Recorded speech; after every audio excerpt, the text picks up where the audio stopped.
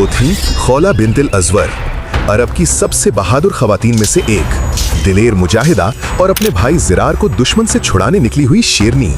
चेहरा घूंघट में सिर्फ आंखें नजर आ रही थीं, मगर उन आंखों में शौले जल रहे थे।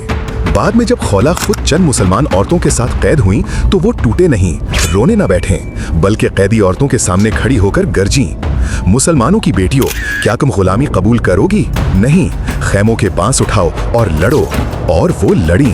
खौला की क़यादत में बेसिला औरतें सिर्फ लकड़ी के बांसों से रूमी सिपाहियों कर टूट पड़ी।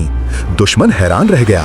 औरतें कैद तोड़कर वापस मुसलमान लश्कर से जा मिलीं और दोबारा जंग में शामिल हो गईं। अजनादीन से लेकर मर्ज राहित अंताकिया से मिस्र की फतूहात तक खौला बिन्त अज़वर आग की तरह लड़ी, बेखौफ, बेमिसाल, एक जिंदा दास्तान।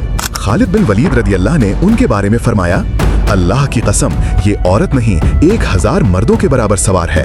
हजरत उस्मान रदी अल्लाह के दौर में 35 हिजरी में उनका इंतकाल हुआ, मगर उनका नाम आज भी रोशनी की तरह चमकता है।